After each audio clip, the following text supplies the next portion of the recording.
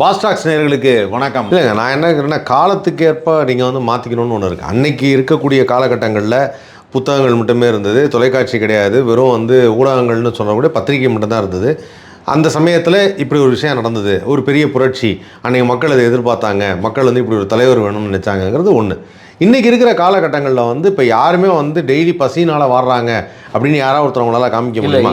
அதாவது நீங்கள் வந்து இப்போ நம்ம எப்படியோ இப்படி மவுண்ட் ரோடில் போயிட்டுருக்கோம் அப்படின்னா, அங்கே இருக்கக்கூடிய ஒரு ரோட்டில் உட்காந்து சின்ன வேலை செய்கிறவங்க கூட இன்றைக்கி நைட்டு அவங்க சாப்பிட்ருவாங்கன்னு தெரியும். எப்படியோ போய் வாங்கி சாப்பிட்றாங்க, அவங்களுக்கு சாப்பாடு வந்துடுது. அப்போ இன்றைக்கான நிலைமை வேறு, இன்றைக்கான நிலைமை வேறு. இன்றைக்கி வந்து நீங்கள் பார்த்தீங்கன்னா, ஒரு ஸ்மார்ட் ஃபோன் வச்சுருக்கக்கூடிய மக்கள் அப்படின்னு பார்க்கும்போது, நீங்கள் சதவீத வகையில் கனெக்ட் பண்ணும்போது 52% வந்து ஸ்மார்ட் ஃபோன் வச்சுருக்காங்க, 48% வந்து கிடையாது அப்படின்னு சொன்னாலும், பக்கத்தில் இருக்கவங்கள்ட்ட என்ன ஃபோனில் ஏதோ சொன்னாங்களாமே அப்படின்னு சொல்லி எட்டி பார்க்குற கூட்டம் வரைக்கும் இன்றைக்கி எல்லாத்தையும் இன்றைக்கி எல்லாருமே வச்சுருக்காங்க. இன்றைக்கி நிலைமை மாறுது. இப்போ இன்றைக்கி வந்து நீங்கள் அதை நான் அதை கம்பேரே பண்ண முடியாது. அண்ணாதுரையோடையோ, நான் ஒரு எம்ஜிஆருடையோ, கலைஞருடையோ, யாரோடையுமே இப்போ இருக்கிற அரசியலை நான் கம்பேர் பண்ண முடியாது. ஆனால் இந்த காலத்துக்கு தகுந்த மாதிரி, இந்த நேரத்துக்கு தகுந்த மாதிரி ஏன் மாறவில்லை? நான் இன்னுமே நான் சொல்கிறது என்னென்னா, மாறணும். நான் எது இப்போ இன்னைக்கு நடந்ததுலேயே ஒரு நிகழ்ச்சியான கண்கலங்கக்கூடிய சம்பவம் அப்படின்னு பார்க்கும்போது என்னென்னா, ஒரு இந்தியன் யூனியன் முஸ்லீம் லீக்லேருந்து ஒருத்தர் வந்து அமைச்சராக வந்து அந்த சேரில் உட்காரும்போது எல்லாரும் தொழுதுட்டு ஒருத்தர் கட்டி பிடிச்சி முத்தம் கொடுக்குறாரு. என்னென்னா, பல ஆண்டுகள் கட்சி ஆரம்பித்து பல ஆண்டுகள் ஆச்சு, என்னுடைய இதுலேருந்து ஒருத்தன் பொறுப்பில் இருக்கான், ஒரு தம்பி பொறுப்பில் இருக்காப்புல அப்படின்னு சொல்கிறதுக்கு பல ஆண்டுகள் ஆயிருக்கு. இதை ஏன் முன்கூட்டியே இதை கவனத்துக்கு செலுத்த? இப்போ நான் வந்து உங்களுக்கு வந்து ஒரு இல்லை சார், நீங்கள் வந்து நான் ஒரு ஜென்ரலாக ஒரு விஷயம் கேட்குறேன். உங்களுக்கு வந்து ஒரு நிறைய விஷயங்கள் கிடைக்கல, உங்கள்கிட்ட வந்து காசு இல்லை, பணம் இல்லை, சாப்பாடு இல்லை, சரி ஓகே. இப்போ நான் வந்து ஃபஸ்ட்டு உங்களுக்கு இனிஷியலாக என்ன பண்ணுறேன்னா, உங்களுக்கு நான் சாப்பாடு தரேன். அப்புறம் நான் உங்களுக்கு என்ன பண்ணுறேன்னா, சாப்பாடு வாங்கி தராமல் இந்த வேலையை செய்யுங்க, உங்களுக்கு அந்த சாப்பாடு கிடைக்குங்கிறேன். நீங்கள் அப்புறம் அடுத்த லெவலுக்கு போகிறீங்க.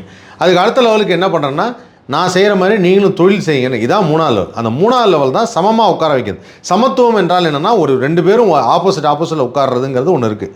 ஆனால் இங்கே வந்து ரொம்ப வருஷமாக, அதாவது பல ஆண்டுகளாக கூட்டணி கட்சிகளில், நான் வெறும் விசிக்காக சொல்ல, கூட்டணி கட்சிகளில் இருக்க யாரையுமே அப்படி ஒரு அங்கீகாரத்தை, இப்போ இதே வந்து உங்களுக்கு அமைச்சரவை இருக்குங்க, கூட்டணியில் இருக்கீங்களா, உங்களுக்கு அமைச்சரவையில் ஒரு இடம் இருக்குது தெரியும்ல, எப்படி வேலை செய்யணும்னு தெரியும்ல அப்படின்னா, அப்போ இன்னும் விகரஸாக வேலை செய்வாங்கல்ல. இப்போ பாதி பேருக்கு இன்னொரு விஷயம் இல்லை, பாதி பேருக்கு 10-20 சீட்டு கொடுத்துருக்காங்க, அப்படியே முடிஞ்ச வரைக்கும் வேலை செய்வாங்க, நமக்கு என்ன அமைச்சரவாக இருக்க போகுது, அப்போ ஜெயிச்ச வரைக்கும் லாபங்கிறது ஒரு லெத்தார்ஜிக்னஸ் வந்துடும்ல.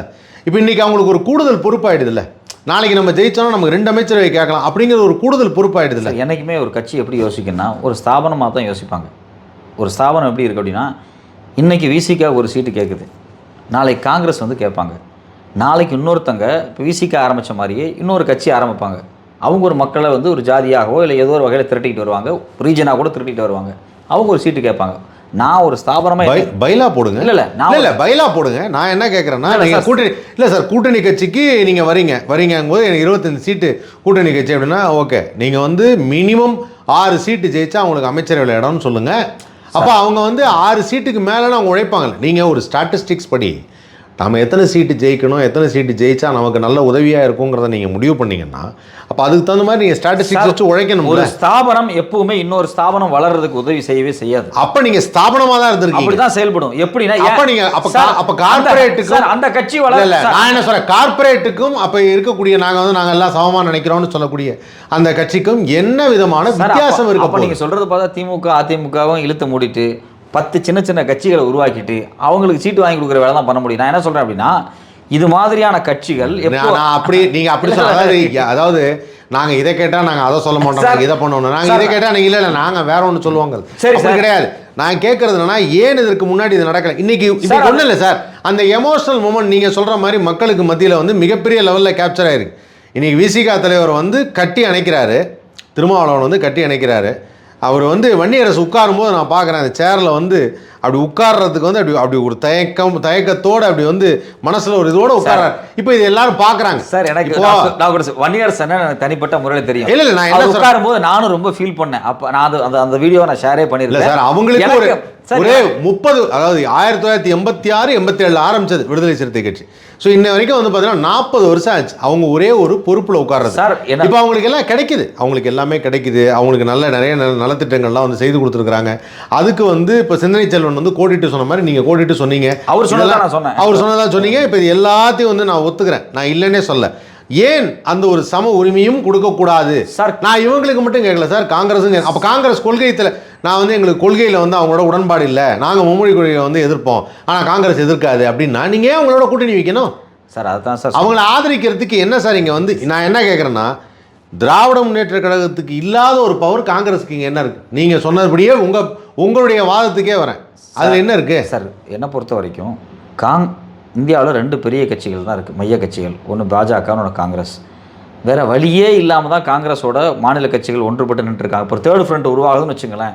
தேர்ட் ஃப்ரண்ட் உருவாகுனா காங்கிரஸை தூக்கி போட்டு போயிடுவாங்க. ஏன் போவாங்க அப்படின்னா, இப்போ மும்மொழி கொள்கையை காங்கிரஸ் ஏற்றுக்காது. இப்போ உயர்கல்வித்துறை அமைச்சராக விஸ்வநாதன் வந்து உட்காந்துட்டார். நாளைக்கு டெல்லியிலேருந்து நியூ எஜுகேஷன் பாலிசியை வந்து இம்ப்ளிமெண்ட் பண்ண சொல்லுவாங்க, படிப்படியாக பண்ணுறாங்க. அதை என்ன விஸ்வநாதன் எதிர்க்க போகிறாரு? அவர் பாஜக கொண்டு வந்து நியூ எஜுகேஷன் பாலிசி தான், அது காங்கிரஸ் ஏற்றுக்கு தான் போகுது. ஆனால் திமுக ஏற்றுக்குமானா ஏற்றுக்காது. அதுதான் முக்கியமான விஷயம். திமுகனால அதை ஏற்றுக்க முடியாது. அப்போது இங்கே என்னென்னா, ஒரு கட்சியும் இன்னொரு கட்சி உங்களுடைய கொள்கைக்கு ஒத்து வரலன்னா நான் ஏன் அதை கூட்டணியாக வைக்கணும்னு நான் என்ன கேட்குறேன், இதே நாடாளுமன்ற தேர்தலில் வந்து நீங்கள் திமுக தனியாக போட்டுடுங்க, காங்கிரஸ் தனியாக போட்டுக்கிட்டோம், அவங்க எவ்வளோ சீட்டு ஜெயிக்கிறான்னு பார்ப்போம், அப்புறமா பார்த்துக்கலாம். அது என்ன 40 தேர்தலில் கூட்டணின்னு எதுக்குங்கிறேன்? போன தேர்தலில் இல்லை, நமக்கு சீட்டு வேணுங்கிறதுக்காக கூட்டணி எதுக்குங்கிறேன் சார். போன தேர்தல் நீங்கள் கொள்கைக்கு உடன்பாடு இல்லைன்னா ஏன்? இப்போ கம்யூனிஸ்டாக இருக்காங்க, கம்யூனிஸ்டுக்கு வந்து கொள்கை இருக்கே, இப்போ அவங்க கொள்கையை கரெக்டாக ஃபாலோ பண்ணுறாங்களே, எங்களுக்கு அதிகாரத்தில் என்றைக்குமே நாங்கள் பங்கு வைக்கலையே அப்படின்னு சொல்லி கொள்கையை அவங்க ஃபாலோ பண்ணாங்களே. சிபிஐ இருக்கட்டும், சிபிஎம்ஆர் இருக்கட்டும், ரெண்டுமே ஃபாலோ பண்ணுறாங்களே சார். நீங்கள் ஒரு ப்ராக்டிக்கலாக ஒரு விஷயத்த சொல்கிறேன் சார். என்றைக்குமே ஒரு கட்சி இன்னொரு கட்சியை வளர்க்கணும் அப்படிங்கிறது இவங்களுடைய பொறுப்பு கிடையாது. அதுதான் முக்கியமான விஷயம். இப்போ நீங்கள் விசிகா மாதிரியான கட்சிகளுக்கு ஒரு மினிஸ்டர் போஸ்ட்டு கொடுக்கறது எந்த தப்புமே கிடையாது. ஏன்னா 35 ஆண்டு காலமாக களத்தில் நின்று தலித் மக்களுக்காக பாடுபட்டுருக்குறாங்க. கட்டாயம் திமுக அதை செஞ்சுருக்கணுங்கிறத என்னுடைய கருத்தும் கூட. நான் சொல்கிறது விசிகா மாதிரியான கட்சிகளுக்கு, சில இஸ்லாமிய அமைப்புகளுக்கு, இப்போ ஃபார் எக்ஸாம்பிள் ஒரு கட்சி தலைவராக நான் ஒரு கட்சி தலைவராக இருக்கேன், ஒரு பெரிய கட்சி இருக்குது, ஒரு திமுக தலைவராக யோசிக்கும்போது முஸ்லீம்லேருந்து வரக்கூடிய ஒரு கட்சிக்கு நான் ஒரு மினிஸ்டர் போஸ்ட்டு கொடுக்குறேன். நாளைக்கு இன்னொரு முஸ்லீம் பிரிவு எஸ்டிபிஐ வந்து ஒரு சீட்டு கேட்பாங்க, இன்னொரு சீட்டு கேட்பாங்க. அப்போ என் கட்சிக்குள்ளே இருக்கக்கூடிய முஸ்லீமுக்கு நான் என்ன பண்ண முடியும்? பிரச்சனை எங்கே வரும்னா, இன்னொரு ஸ்தாபனத்தை வளர்ப்பதற்கு நான் ஒரு கடை போட்டிருக்கிறேன், ஒரு ஹோட்டல் வச்சுருக்கிறேன்னா, கஸ்ட்டு வராங்க, அந்த கடையில் சாப்பிடுங்க நல்லாயிருக்கும் அப்படின்னு சொல்ல மாட்டாங்க யாரும். என் கடையை தான் முக்கியத்துவம் கொடுப்பாங்க. என் கடை முக்கியம், என் கடையை நான் சென்டர் பண்ணிக்கணும் அப்படின்னா எல்லா ஸ்தாபனமே நடக்கும். இது விதி, இது வந்து லா ஆஃப் நேச்சர். இது ஒன்றுமே பண்ண முடியாது. என்ன ஸ்ட்ரென்தன் பண்ணிக்கணும் தான் நினைப்பாங்க. நீ என் கூட வந்து நில்லு அப்படின்னு தான் சொல்லுவாங்க. இப்படி சீட்டுகள் கொடுக்கப்பட்டு கொண்டே இருக்கும்போது இது என்ன ஆகும்னா, இந்த ஸ்தாபனத்தை பலவீனப்படுத்திடும். அப்புறம் ஒரு முஸ்லீம் இந்த கட்சிக்கு வரமாட்டான், திமுகவுக்கு. ஒரு முஸ்லீம் எஸ்டிபிஐக்கே போயிடுவான், ஒரு முஸ்லீம் வந்து ஐஎம்எல்கே போயிடுவான், ஒரு தலித் வந்து விசிகாவுக்கே போயிடுவாங்க. அப்படி பார்க்கும்போது இந்த கட்சி ஏன் அதை வளர்க்கணும் அப்படின்னு நினைக்கும்? வளர்க்காது. அப்படி தான் இருக்கும், நேச்சர் அப்படி தான் இருக்கும், கட்சியினுடைய நேச்சர் அப்படி தான் இருக்கும். என்னை பொறுத்த வரைக்கும் விசிகா ஐயுஎம்எல் மாதிரியான ரொம்ப நாளாக இருக்கக்கூடிய கட்சிகளுக்கு கொடுக்கலாம். ஏன்னா அது வந்து அந்த கட்சி கொஞ்சம் பலமாக இருக்க வேண்டும் அப்படிங்கிறதும் கூட ஒரு நல்லது தான். ஏன்னா அது திமுகவுக்கு பலமாக தான் இல்லை. இப்போ இன்றைக்கி இது வந்து இப்போ விஜய் இப்போ நீங்கள் சொன்னபடி பார்த்தா ஒரு கட்சி அப்படி நான் பண்ணவே பண்ணாது, இன்னொரு கட்சியை வளர்க்க நினைக்கிறேன்னா, இப்போ இன்றைக்கி விஜய் வந்து இன்னொரு கட்சியை வளர்க்க நினைக்கிறாரா? ஆமாம், காங்கிரஸுக்கு நாளைக்கு ஒரு 20 சீட்டு கொடுப்பாரு, அவர் காங்கிரஸை ஸ்ட்ரென்தன் பண்ண நினைப்பார். ஏன்னா ஏற்கனவே திமுக செஞ்சுருக்கு. வேறு வழி இல்லாமல் காங்கிரஸை பலமான ஒரு கருவியாக இந்தியாவில் எஸ்டாப்ளிஷ் பண்ணுறதுக்கு திமுக முயற்சி பண்ணியிருக்கு. ஏன்னா டெல்லி லெவலில் ஒரு பார்ட்டி வேணும் அப்படிங்கிறதுக்காக அவங்க எப்பவுமே முயற்சி பண்ணியிருக்காங்க. இன்றைக்கி விசிகா வளர வேண்டும், திரும்ப தாவேக்காவோடு இருக்க வேண்டும், இருந்தால் மொத்தம் தலித் ஓட்டம் நமக்கு தான் அப்படிங்கிற ஒரு சுயநலத்தில் அவங்க இருப்பாங்க. அப்படி தான் செயல்படுவாங்க சார். பார்ட்டியை பொறுத்த வரைக்கும் நம்பர்ஸ் இஸ் வெரி மேட்டர். நீங்கள் நம்பர்ஸை ஸ்ப்ளிட் பண்ணவே முடியாது. ஸோ அவங்க அந்த கால்குலேஷனில் ரொம்ப உறுதியாக இருப்பாங்க. இப்போ உங்களுக்கு மினிஸ்ட்ரி பதவி கொடுத்து நீங்கள் என்னென்ன செய்ய நினைக்கிறீங்களோ அதெல்லாம் எங்கள் கட்சியில் இருக்கார் ஒரு தலித், அவருக்கு நாங்கள் அமைச்சராக கொடுக்குறோம், அவர் செஞ்சுட்டு போகிறார், நீங்கள் சொல்லுங்கள், அவர் செஞ்சுக்குவார். அது என்னன்னா என் பார்ட்டிக்கு அந்த கிரெடிட். உங்களுக்கு அவுட்புட் வந்துருச்சு. இப்போ இந்த திட்டமெல்லாம் இருக்குது பார்த்தீங்களா, இதை வந்து 5 வருஷத்துக்கு முன்னாடி அண்ணன் நம்ம வன்னியரசு அண்ணனுக்கு அமைச்சராக கொடுத்துருந்தா இதை அவரே செஞ்சிருப்பார். ஒரு விசிகாலிருந்து ஒரு கூட்டணி அரசாக இருந்து அவரே செஞ்சிருப்பார். நான் என்ன சொல்கிறேன், இப்போ ஒன்றும் இல்லை, சிந்தனை செல்வன் அமைச்சராக உட்கார்ந்துருந்தார் அப்படின்னா அவரே செஞ்சிருப்பார். அவரை உட்கார வைக்கல அமைச்சராக. திமுகலேருந்து ஒருத்தர் அமைச்சராக உட்கார வைக்கிறாங்க, இவர் ப்ரொப்போசல் வைக்கிறாரு, அதை அவங்க செஞ்சு முடிக்கிறாங்க. இப்படித்தான் ஒரு கட்சி தன்னை வளர்த்துக்கும். இப்படி தான் நான் நினச்சிக்கும். நீங்கள் இருந்து செய்கிறத நாங்களே செய்கிறோம், சொல்லுங்கள், எங்களுக்கு ஆதரவு கொடுங்க, எங்கள் கட்சி பெருசு. இது இயல்பான ஒரு மனநிலை சார். இது இப்படி தான் சார் ஸ்தாபனங்கள் வேலை செய்யும். இல்லை, சில நாட்களுக்கு முன்னாடி ஒரு குட்டி கதை ஒன்று வந்து கேள்விப்பட்டேன். நீங்களுமா குட்டி கதை? குட்டி கதை ஒன்று கேள்விப்பட்டேன். அதாவது என்னன்னா, ஒரு ஊரில் இருக்கக்கூடிய ஒரு பெரிய மனிதர், அவர் வந்து அந்த ஊரில் இருக்க எல்லா சமூகத்தினரிடமும் ரொம்ப சகஜமாக பழகக்கூடிய ஒருத்தர். தலித் சமூகத்தையும் வீட்டுக்கு போகிறாரு, பார்க்குறாரு, சாப்பிட்றாரு, தண்ணி வாங்கி குடிக்கிறாரு, எல்லாம் பண்ணுறாரு. அந்த மக்கள் எல்லாத்துக்கும் ஒரே சந்தோஷம், நம்மக்கிட்ட இப்படி ஒரு நல்ல தலைவர் இருக்கிறாரு, அவர் நமக்காக வந்து நம்ம வீட்டெல்லாம் வந்து சாப்பிட்றாரு அப்படின்னு சொல்லி எல்லாருமே ஏற்றுக்கிறாங்க. ஒரு சின்ன பையன் மட்டும் அதை வேடிக்கை பார்த்துக்கிட்டே இருக்கான். வேடிக்கை பார்த்துட்டே இருக்கும்போது இவர் எப்படி எல்லார் வீட்லேயும் சகஜமாக பழகுறாரு, நம்மளெல்லாம் ரொம்ப சமங்கிறாரு, நம்ம வீட்டுக்கெலாம் வந்து சாப்பிட்றாரு அப்படின்னு சொல்லிட்டு ஒரு நாள் அவர் வீட்டுக்கு போகிறான். அவர் வீட்டுக்கு போனோன்னே அவருடைய சேர் ஒன்று இருக்குது அங்கே, அந்த சேரில் போய் நேராக போய் உட்காந்துடுறான். அதை அந்த பெரியவரால் தாங்கிக்க முடியல. அதாவது, நான் உன் வீட்டுக்கு வர்றது ஓகே, நீ என் வீட்டுக்கு வந்து உட்காரலாம், ஆனால் ஏன் சேரில் நீ உட்கார்றதை உன்னால் தாங்கிக்க முடியல அப்படின்னு. இந்த கதையிலேருந்து என்ன தெரிஞ்சுக்கிறோம் அப்படின்னா, உங்களுக்கு என்ன வேணுமோ அதை நாங்கள் செய்து கொடுக்குறோம், எல்லாம் பண்ணுறோம், முன்னேற்றம் என்ன. ஆனால் சம உரிமை, இந்த இடத்துல அந்த வார்த்தையை எதுக்கு நான் இது பண்ணுறேன்னா, சமம்ங்கிறது சொல்கிறது என்னென்னா, இந்த சம உரிமைங்கிறத கட்சியாக இருக்கிறதுன்னு நீங்கள் சொல்கிறீங்க, இன்னொரு கட்சியை வளர்க்க விரும்பலைங்கிறதுக்காக நீங்கள் சொல்கிறீங்க. சம உரிமையை தர விரும்பவில்லை அப்படிங்கிற அந்த பார்வை இருக்கோ அப்படிங்கிறதான் என்னோட கேள்வி சார். அறநிலைத்துறை ஒரு அமைச்சர், ஃபார் எக்ஸாம்பிள், நீங்கள் வந்து உயர்கல்வித்துறை அமைச்சராக அண்ணன் கோவிச்செழியன் வந்து உட்கார்ந்துருக்காரு. அதே உயர்கல்வித்துறைக்கு விசிகாலிருந்து ஒரு அமைச்சர் வர்றதுக்கு ரெண்டுக்குள்ள டிஃப்ரென்ஸ் என்னன்னு நீங்கள் சொல்ல வர்றீங்க? ரெண்டு பேரும் தலித் தான். அவங்க திமுக தலித்து, அவங்க திமுக வேண்டான்னு வேற ஒரு கட்சி வச்சுருக்காங்க, அந்த கட்சியிலேருந்து வரக்கூடிய தலித்து. ஸோ பிரச்சனை என்ன அப்படின்னா, என் கட்சியிலே ஆட்கள் இருக்காங்க, அவங்க காலங்காலமாக என் கூட நிற்கக்கூடியவங்க, அவங்களுக்கு நான் ரெப்ரசன்டேஷன் கொடுக்கணும், வேற ஒரு கட்சிக்கு நான் எப்படி கொடுக்க முடியும் அப்படிங்கிறதா இங்கே பாலிடிக்ஸே தவிர, நீ என் இடத்துக்கு வந்துடக்கூடாது அப்படின்னு அப்படி முக்கியமான விஷயம் என்னென்னா, நான் தலித்துக்கு ரெப்ரசன்டேஷனே கொடுக்க மாட்டேன் அப்படின்னு சொல்கிறது தான் ரொம்ப பெரிய தவறான விஷயம். இப்போ விசிகாவுக்கு ரெப்ரசன்டேஷன் கொடுக்கறதே இவங்க என்னவா ஃபீல் பண்றாங்கன்னா, தலித்துக்கே முதல்ல ரெப்ரசன்டேஷன் வர்ற மாதிரி ஃபீல், அந்த மாதிரி ஒரு ஃபீலுக்கு மக்கள் அப்படி நினைக்கிறாங்க. மக்கள் இன்னைக்கு அப்படி நினைக்கிறாங்க. அதனால அப்போ நீங்க சொல்றது என்ன, ஸ்தாபனமாக பார்க்கும்போது எங்கிட்டே இருக்கு, நான் உங்களுக்கான சொல்றீங்கல்ல, வன்னியரசு அண்ணன் திருமா போய் உட்கார வைக்கும்போது ஒரு எமோஷனல் வீடியோ, அதை ஏன் கோவிச்செழியன் உட்காரும் போது எடுக்கல? கோவிச்செழியன் அவர் ஒரு தலித் சமூகத்தில் வந்திருக்காரு, ரொம்ப கஷ்டப்பட்ட சமூகம், கண்ணீர் விட்டு அழுது ஒரு மேடையில் பேசுவார். படிக்கவே கூடாது, பள்ளிக்கூடத்துக்குள்ளேயே வரக்கூடாதுன்னு என் சமூகத்தை சொன்னாங்க. ஆனால் என்ன உயர்கல்வித்துறை அமைச்சர் ஆக்கியிருக்கிறாரு என் தலைவர், திமுக தலைவர் மு.க. ஸ்டாலின் அப்படின்னு சொல்லுவார். அந்த அழுதுகிட்டே சொல்லுவார்.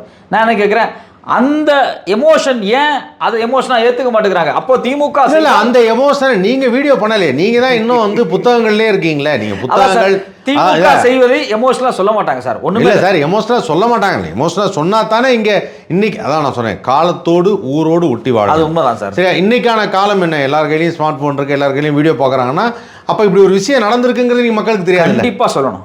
இப்போ உயர்கல்வித்துறை அமைச்சராக அண்ணன் செழியன் இருந்தபோது இதே எமோஷன் கேப்சர் பண்ணி போட்டிருந்தாங்கன்னா இன்னைக்கு தெரிஞ்சிருக்கும். கம்பேர் பண்ணி போடுவாங்கல்ல. அப்போ இன்னைக்கு ஒரு வீடியோ வந்து கம்பேர் பண்ணி போடுறாங்க சார். அதாவது என்னன்னா, திரு விஜய் அவர்கள் வந்து அயோத்திதாச பண்டிதருடைய அந்த சிலைக்கு போய் மாலை அணிவித்து மரியாதை செலுத்தி அவர் பிறந்த நாளை கொண்டாடுகிறார் அப்படின்னு சொல்லி அவங்க போடும்போது, இதுதான் அவர் கலந்து கொள்ளும் முதல் விழா அப்படின்னு சொல்லி ஒரு ஃபர்ஸ்ட் முதலாக தமிழ்நாட்டிலிருந்து ஒரு அமைச்சர் வந்து கலந்துக்கிறாரு. முதலாக ஒரு முதலமைச்சர் வந்து அயோத்திதாச பண்டிதருக்கு வாழ்த்து மரியாதை செலுத்துறான்ட்டாங்க. இல்லை, அப்படி சொல்லிட்டாங்க. உடனே அடுத்த வீடியோ பார்த்தா முன்னாள் முதல்வர் ஸ்டாலின் அவர்கள் போகிற வீடியோவும் போட்டாங்க. இப்போ ஆனால் இது இவங்க தான் கட்டினாங்க, இவங்க தான் பண்ணாங்க அப்படிங்கிறத ஏன் பிரபலப்படுத்தவோ இல்லை அதை மக்களுக்கு தெரியப்படுத்தவோ தயங்கியது ஏன் இந்த காலதாமதம்? இது பின்வரும் காலங்களில் சரியாக ஒர்க் ஆகும்னு நீங்கள் நினைக்கிறீங்களா? இதை நான் ரொம்ப தெளிவாக உங்களுக்கு சொல்கிறேன். இந்த மண்டபம் எங்கேயோ பாலைவனத்துலேயோ ஒரு தீவுலையோ கொண்டு கட்டி அதை ஸ்டாலின் போய் தனியாக யாருக்கும் தெரியாமல் ரகசியமாக திறந்து வச்சிடல. சென்னையில் கிண்டியில் தான் திறந்துருக்கிறாரு. எல்லா மீடியாவும் போனாங்க, எல்லா பத்திரிகைகளும் அடுத்த நாள் செய்தி வெளியிட்டிருந்தாங்க. அயோத்திதாச பண்டிதருக்கு திறந்து வச்சார். இதை நன்றி தெரிவித்து அண்ணன் திரும்ப ஒரு ப்ரெஸ் மீட்டெல்லாம் கொடுத்துருக்காரு. இது எல்லாமே நடந்துச்சு. இல்லை, இது எல்லாமே சொல்ல இது எல்லாமே நடந்துச்சு.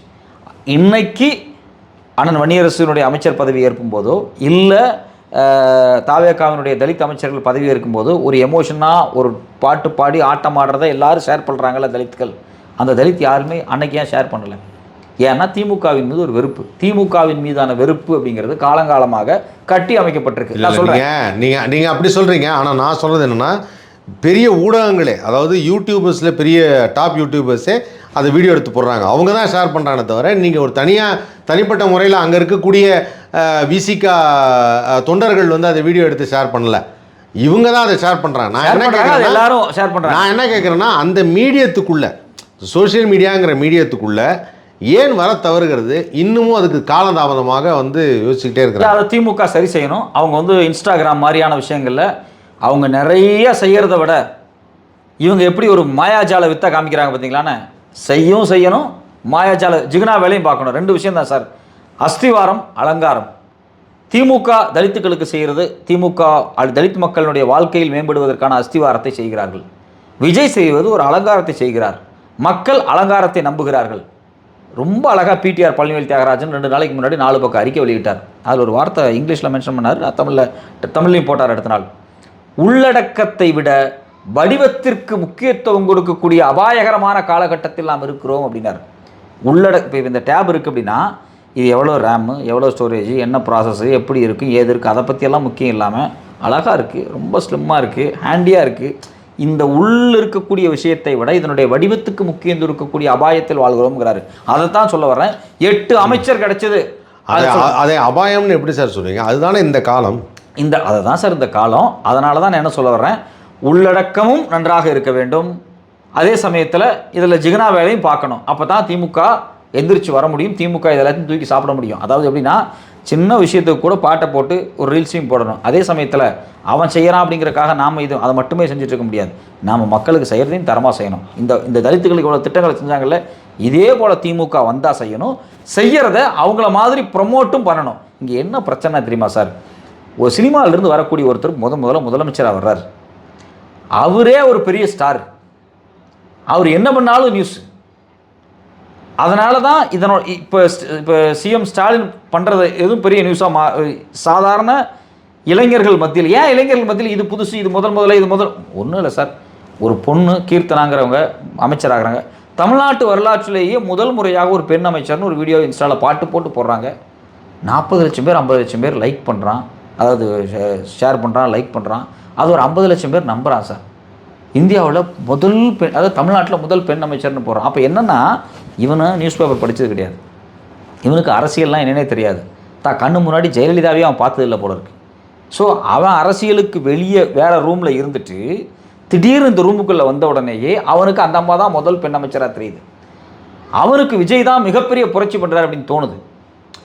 ஆக்சுவலி அவன் பாலிடிக்ஸுக்குள்ளே இது வரைக்கும் கிடையாது சார். அவருக்கு நம்ம எஜுகேட் பண்ண முடியாதுல்ல. இப்போது எனக்கு தெரிஞ்சு ஒரு சின்ன பையன் வந்து ஒரு தடவை படம் பார்க்க வந்தான். கர்ணன் படம் ரீரிலீஸ் ஆகிருக்கு. ரீரிலீஸ் ஆனோன்னா அவன் படத்தை பார்த்துட்டு வெளில வரும்போது அவங்க வீட்டில் கூப்பிட்டு வந்திருக்காங்க. படத்தை பார்த்துட்டு வெளில வரும்போது I think he'll be the competitor for அஜித்னு சொல்லிட்டு போகிறான். அவனுக்கு சிவாஜி கணேசன் ஒரு மாபெரும் நடிகர், அவர் இறந்து விட்டார், தற்போது இல்லை. அவர் நடித்த படங்கள் ஏராளம் அதெல்லாம் கிடையாது. கர்ணன் படம் பார்த்து அவன் வெளில வந்து சொன்னது என்னன்னா, ஐ திங்க் இவர் அஜித் காம்படிட்டராக இருப்பார் நினைக்கிறேன், பயங்கரமாக நடிக்கிறார்ல அப்படின்னு சொல்லிட்டு போகிறான். அப்போது அவனுக்கு நாம் புதுசாக போய் எஜுகேட் பண்ண முடியாது. பட் அந்த சமூகத்துக்கு நம்ம என்ன செய்யணும்? அந்த சமூகத்துக்கு நம்ம வந்து இன்றைக்கி இருக்கக்கூடிய இளைய சமுதாயம் அப்படிங்கிறது ரொம்ப ஃபாஸ்ட்டாக இருக்காங்க. ஆமாம், அந்த ஃபாஸ்ட்டாக இருக்க சமூகத்துக்கு நீங்கள் என்ன செய்யலாம்னு முடிவு பண்ணியிருக்கிறீங்க? திமுக அவர்கள் செய்திருக்கக்கூடிய சாதனைகள், அவங்க செஞ்சிருக்கக்கூடிய மாற்றங்கள், அவங்க செஞ்சிருக்கக்கூடிய பல விஷயங்களை ரொம்ப ரொம்ப ரொம்ப இளைஞர்கள்ட்ட சின்ன சின்ன வீடியோக்களாக பிரச்சார வடிவில் கொண்டு போய் சேர்க்கணும். அது மட்டும் நான் இன்ஸ்டாகிராம் மட்டும் சொல்லலை, பொதுக்கூட்டம் போடணும், மேடை பேசணும், மாணவர்களை இளைஞர்களை அரசியலுக்குள்ளே கொண்டு வரணும், தன் கட்சியை கல்லூரியாக போய் வளர்க்கணும். அது மட்டும் இல்லாமல் மாணவர் அமைப்பு ஸ்ட்ரென்தன் பண்ணணும். இந்த வேலையெல்லாம் ஒரு காலத்தில் திமுக செஞ்சிச்சு. ஒரு காலத்தில் பார்த்தீங்கன்னா அது மெட்ராஸ் யூனிவர்சிட்டியாக இருந்தாலும் சரி, இல்லை திருச்சி சென்ட் ஜோசப்ஸ் காலேஜாக இருந்தாலும் சரி, இல்லை கோயம்புத்தூர் பிஎஸ்சி காலேஜாக இருந்தாலும் சரி, இல்லை நீங்கள் வந்து கன்னியாகுமரி இருக்கக்கூடிய இந்து காலேஜாக இருந்தாலும் சரி, திமுக வந்து ஒரு கல்லூரியில் அவங்க ஒரு அமைப்பு வச்சுருப்பாங்க, மாணவர்கிட்ட பேசுவாங்க, தொழிலாளர் அமைப்பை கட்டுவாங்க. இன்றைக்கி தொழிலாளர் அமைப்பெல்லாம் ஓரளவுக்கு இருக்குது. நான் சொல்கிறது மாணவர் அமைப்பு, அது பள்ளி கல்வியில் படிக்கக்கூடிய மாணவராக இருந்தாலும் சரி, கல்லூரி மாணவர்களாக இருந்தாலும் சரி, இந்த அமைப்புகளை கட்டி அவங்கள்ட்ட அரசியல் பேசணும். நாம் சொல்கிறோம் எல்லாரும் விஜயை நம்பி ஓட்டு போட்டால் ஒரு இன்ஸ்டாகிராமை நம்பி அப்படின்னா, இன்ஸ்டாகிராமை நம்பி ஓட்டு போடுற அளவுக்கான சமுதாயத்தை நம்ம உருவாக்கி வச்சுருக்கிறோம் அப்படிங்கிறது ஒரு வருத்தமான விஷயம். அதுவும் அதிமுக காலத்தில் அது நடந்திருக்கு. அதனால் அரசியலை என்னைக்கு மாணவர் அமைப்புகள் பலவீனப்பட்டுச்சோ, இளைஞரணிகள் பலவீனப்பட்டுச்சோ அன்றைக்கே அந்த சிக்கல் வரதான் செய்யுது. ஸோ அது பலப்பட்டணும். கம்யூனிஸ்ட் கட்சி எங்கே போச்சு? கம்யூனிஸ்ட் கட்சி மாணவர் அமைப்பு வச்சுருக்கும், இளைஞர் அமைப்பு வச்சுருக்கும், தீவிரமாக வேலை பார்க்கும். விசிகா ஒரு காலத்தில் மாணவர் அமைப்பு வச்சிருந்துச்சு, இளைஞர் அமைப்பு, அதெல்லாம் இல்லாமல் போயிடுச்சு இன்னைக்கு. அதனால தான் மாணவனாக இருக்கணும், இளைஞராக இருக்கணும், இன்ஸ்டாகிராமில் வர்றது மட்டுமே உண்மையை நம்பக்கூடிய இடத்துக்கு அவன் நகர்றான். ஸோ அப்போ இது என்ன பண்ணணும் அப்படின்னா, திமுகவாக இருந்தாலும் சரி, கம்யூனிஸ்ட்டுகளாக இருந்தாலும் சரி, விசிகாவாக இருக்கட்டும், எல்லா அமைப்புகளுமே தங்களுடைய கொள்கை என்ன, சமூக நீதினா என்ன, அரசியல்னா என்ன, அண்ணா என்ன செஞ்சார், பெரியார் என்ன செஞ்சார், எதிர்காலத்தில் இந்த சமூகம் எதை நோக்கி நகரணும், இங்கே இருக்கக்கூடிய ஃபாசிசம்னா என்ன, எல்லாத்தையும் பள்ளிக்கல்வியிலிருந்து தொடர்ச்சியாக அரசியல் பேச வேண்டும்.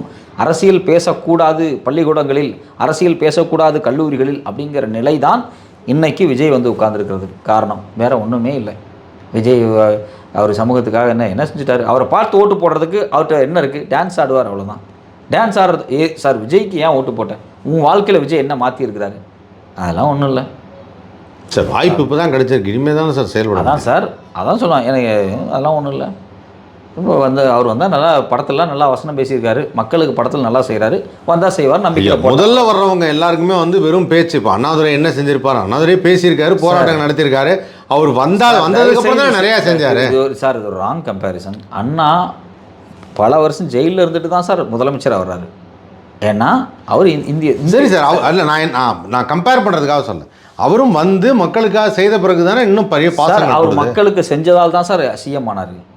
அவர் மக்களுக்கு செஞ்சதுனால தான் சிஎம் ஆனார். கலைஞர் அந்த காலம் கலைஞர் ரயிலில் தலை வைக்கிறதுக்கு போய் தைரியமாக படுத்ததுனால தான் அவர் இன்றைக்கி இருக்கிறார் சார். அது அவர் சிஎம் ஆகிட்டு நான் வந்து தமிழ் மொழியை காப்பாற்றணும் வரல, அவர் தமிழ் மொழியை காப்பாற்றினால தான் சிஎம் சார். அது அந்த காலம் சார். இன்றைக்கி இருக்கிற காலகட்டங்கள் வேற இல்லை. இன்றைக்கி இருக்கிற காலகட்டங்கள் வேறு. இந்த இளைஞர்களை புரிஞ்சுக்கிறது அப்படிங்கிறது ரொம்ப கஷ்டமாக இருக்குது. எல்லாருமே வந்து பார்த்திங்கன்னா ஏதோ ஒரு வகையில் வந்து இன்ஸ்டாகிராமு, ஃப்ரீ ஃபயரு இந்த மனநிலையில் இருக்கிறாங்க. அவங்கள வந்து ப்ராக்டிக்கலாக கல்லூரி காலத்துலையும் பள்ளி காலத்துலையும் அரசியல் பேசி தான் மாற்ற முடியும். அதுதான் நம்ம அதுதான் செய்யணும் இந்த கட்சிகள்.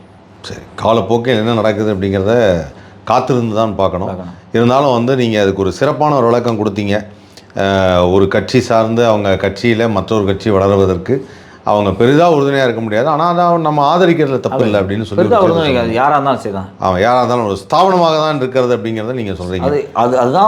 அதுதான் அப்படி தான் இருக்கும். அது எல்லாருமே நீங்கள் சொன்னது சரியா இல்லையா அப்படிங்கிறத மக்கள் கமெண்ட் செக்ஷனில் தெரிவிப்பாங்க. நன்றி சத்யநாராயணன்.